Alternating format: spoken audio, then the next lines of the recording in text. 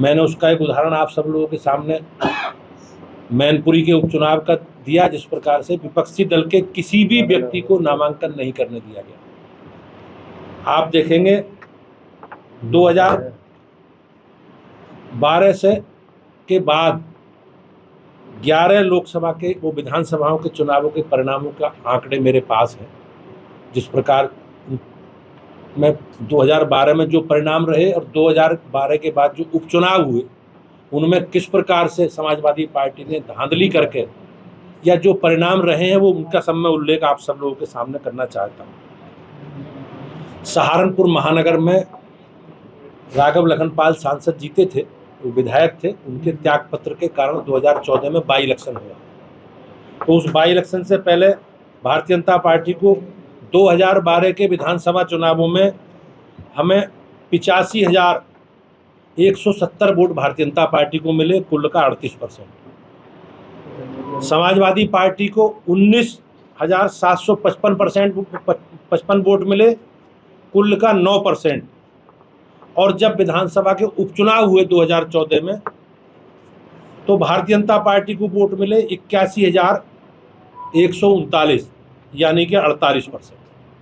और समाजवादी पार्टी का vote percent 9% से बढ़ के 36-37% हो गया उन्हें। ऐसे ही शामली जिले की कैराना विधानसभा का उपचुनाव हुआ 2012 में। भारतीय जनता पार्टी को वोट मिले 45% और समाजवादी पार्टी को वोट मिले 12%। जब उपचुनाव हुआ तो समाजवादी पार्टी को वोट मिले 46% और बीजेपी को वोट मिले 45%।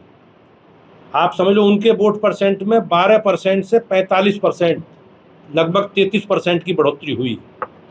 ऐसी बिजनौर विधानसभा का उपचुनाव हुआ।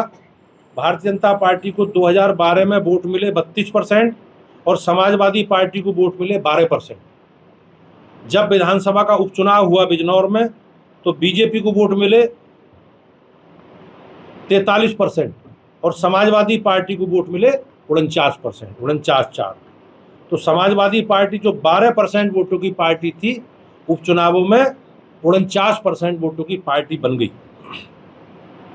ऐसी ठाकुरद्वारा विधानसभा उत्तर प्रदेश मुरादाबाद की है।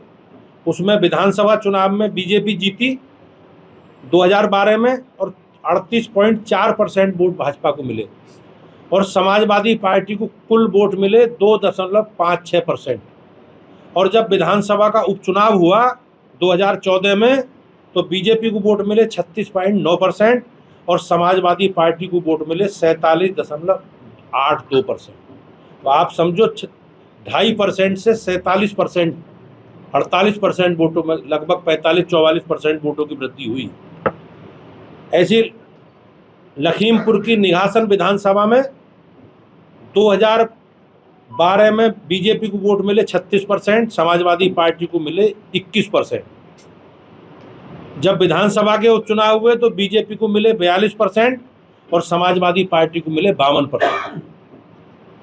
ऐसी लखनऊ शहर की एक सीट है लखनऊ पूर्व, बीजेपी को वोट मिले 2012 में 36% और समाजवादी पार्टी को मिले 25%। जब विधानसभा के उपचुनाव हुए तो बीजेपी को वोट मिले 50% और समाजवादी पार्टी को वोट मिला 32%। जी, महोबा जिले की एक चरखारी सीट है, तो चरखारी में बीजेपी को वोट मिले 34% और समाजवादी पार्टी को वोट मिले 21%।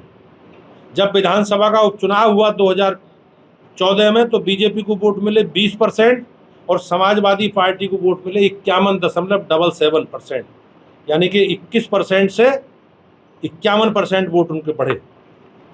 ऐसे ही सिराथू एक विधानसभा है कौशाम्बी जिले की, बीजेपी को मिले 2012 में 30%, समाजवादी पार्टी को मिले 17%। लेकिन जब विधानसभा का चुनाव हुआ तो हमारा वोट हमें मिला 21% और समाजवादी पार्टी को वोट मिले 53%। ऐसी बल्हा एक सुरक्षित सीट है बहराइच जिले की, बीजेपी को मिले 2012 में 33% और समाजवादी पार्टी को मिले लगभग 20%। और जब विधानसभा का उपचुनाव हुआ तो बीजेपी को मिले 39%, 7.4 और समाजवादी पार्टी को मिले 53%। जी रोहनिया जिले, बनारस जिले की एक सीट है। रोहनिया जब विधानसभा का चुनाव हुआ तो वो अपना दल के पास एक सीट थी, लेकिन जब विधानसभा के चुनाव हुए तो अपना दल को वोट मिले 2014 में 33% और समाजवादी पार्टी को मिले 40.83%। तो ये आंकड़े निश्चित रूप से प्रदर्शित करते हैं कि जो समाजवादी पार्टी एक विधानसभा के उपचुनावों में जिस प्रकार से नैरेटिव बनाने की कोशिश कर रही है और जिस प्रकार से संवैधानिक संस्थाओं को और पुलिस प्रशासन को और इलेक्शन कमीशन को जिस प्रकार से लांछित करने का काम कर रही है, ये अपनी सरकारों में किस प्रकार से इन्होंने अराजकता की है, ये कहीं ना कहीं वो एक सब चीज़ें प्रदर्शित होती हैं।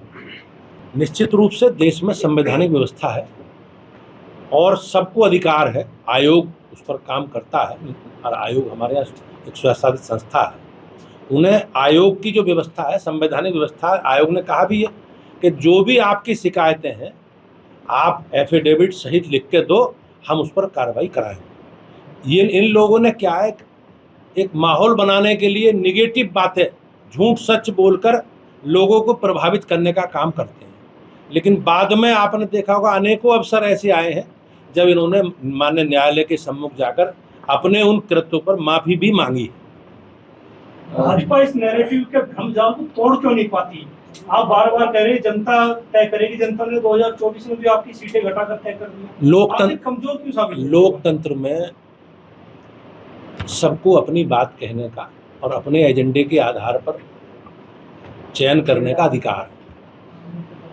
हमारी सरकारों ने 2014 से लेकर 2000 आज वर्तमान तक, और उत्तर प्रदेश की सरकार ने भी 2017 से लेकर आज वर्तमान तक, हमने जो हमारा एजेंडा है, जो हमारे संकल्प हैं, जिन विषयों को लेकर हम जनता के बीच में गए हैं, उन पर हमने बहुत अच्छा काम किया। चाहे बिजली, पानी, सड़क, शिक्षा, स्वास्थ्य, हमने सब पर बेहतर काम किया है। हो सकता है किन्हीं कारणों से हम लोग जनता के बीच में अपनी बात ना पहुंचा पाए। हम एक लोकतांत्रिक दल है, हमने अपनी उन सब विषयों की समीक्षा करके हम आगे बढ़ रहे हैं। आपने देखा होगा हरियाणा का उसके बाद चुनाव हुए हैं, बाई इलेक्शन भी हुए, और उत्तर प्रदेश से ही जनता का आशीर्वाद और इसमें मोदी जी को और योगी जी को मिला है। आपका क्या मानना है कि 2027 को लेकर के ही सारा एजेंडा फिक्स किया जा रहा है? जिस प्रकार की परिस्थिति है और जिस प्रकार से ये लोग संवैधानिक संस्थाओं पर दबाव बनाने का काम कर रहे हैं, एक अनिश्चितता का माहौल बनाने का काम कर रहे हैं, तो निश्चित रूप से चुनावी एजेंडा है।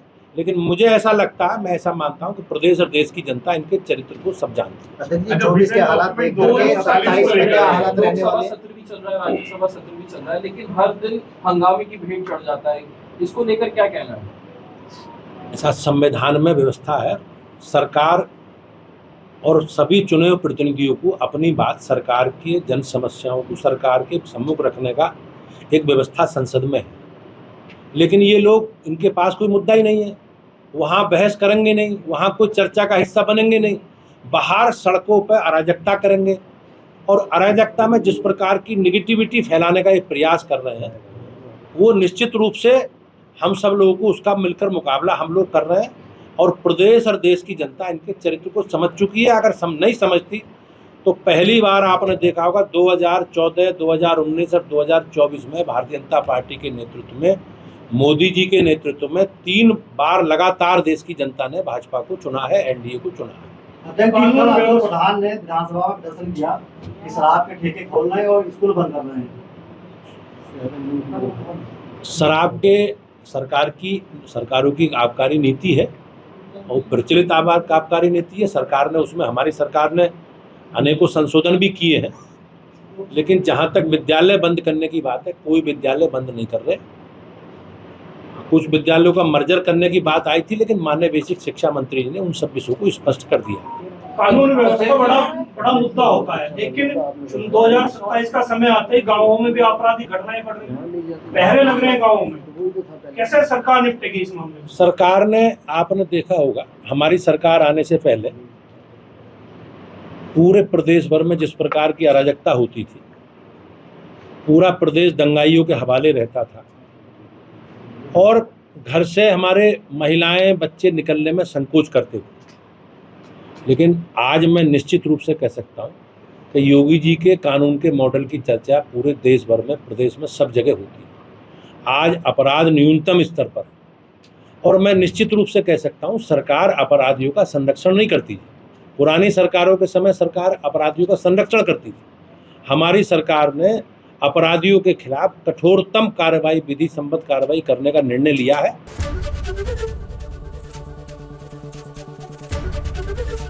एबीपी गंगा, खबर आपकी, जुबान आपकी।